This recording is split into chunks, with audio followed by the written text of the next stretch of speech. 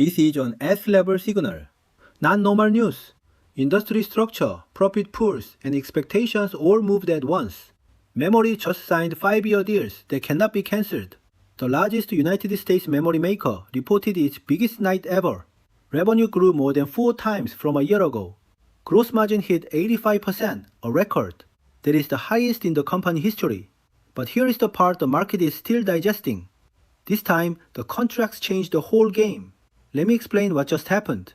Memory used to be a brutal up and down business. Prices boomed, then crashed, again and again. This quarter, the company signed 16 large customer deals. They are called take-or-pay agreements. Take-or-pay means the buyer must pay even if they walk away.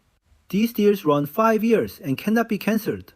Together they lock in around $100 billion. The buyers also put down around $18 billion in cash. Demand is led by high bandwidth memory, fast memory for AI chips.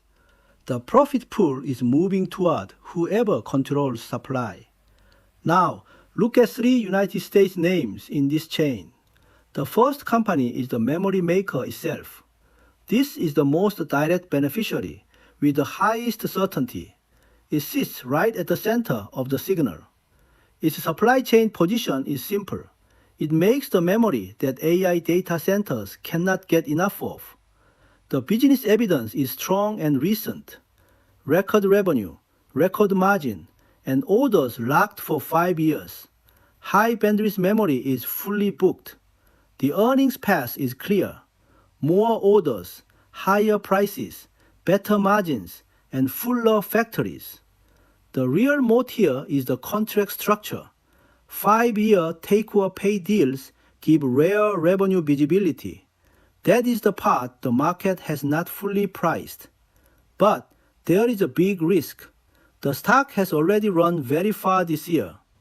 Memory has always been cyclical, and that history is not erased. Capital spending is rising fast, which pressures near-term cash. So this name suits a viewer who wants the most direct exposure. A viewer who can also accept a crowded, fast-moving trade. Now compare it to a very different kind of name. The second company is a pure storage maker. It plays in NAND flash, the memory that stores data. Here, the logic is not certainty. The logic is elasticity. This company has a smaller revenue base, so when prices rise, profit can swing much harder. Last quarter, its revenue nearly doubled in 3 months. Data center sales jumped more than 2 times in a row. The earnings path runs straight through pricing. Higher NAND prices flow fast into margin and profit. That is the main advantage, huge operating leverage. But every advantage carries a trade-off. This stock has risen the most of the 3 this year, by a wide margin. A pure cycle name can fall as fast as it climbs. So this name suits a viewer who wants maximum upside. A viewer who fully accepts maximum risk too. Now hold that thought, because the third name is the quiet one. The third company does not make memory at all. It makes the machines that make memory. This is the most overlooked name, but it has the most conditions. Here is the recognition gap. The market stares at memory prices and memory makers. It looks past the equipment behind the factories. Yet high bandwidth memory needs about 3 times the wafer capacity, 3 times the space for the same amount of data. So every new memory factory needs far more machines. And the memory maker just raised its building budget sharply. That spending flows straight to the equipment makers. The earnings path is the capital cycle, not the spot price. That can be steadier and last longer. But the thesis has conditions.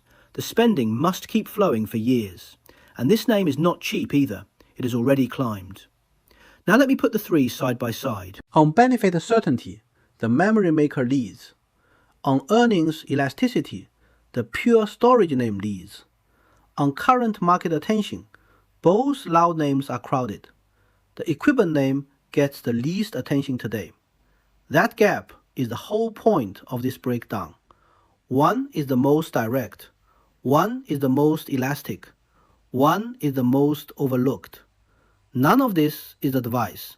It is business logic. So, Here is the real question for you. If you had to study just one of these three, the direct memory maker, the elastic storage name, or the quiet equipment maker, which one fits how you think about risk? The most certain, the most elastic, or the most overlooked? The final decision belongs to you. This content is for informational and analytical purposes only and does not constitute investment advice. Investing involves risk. Please make independent decisions based on your own situation.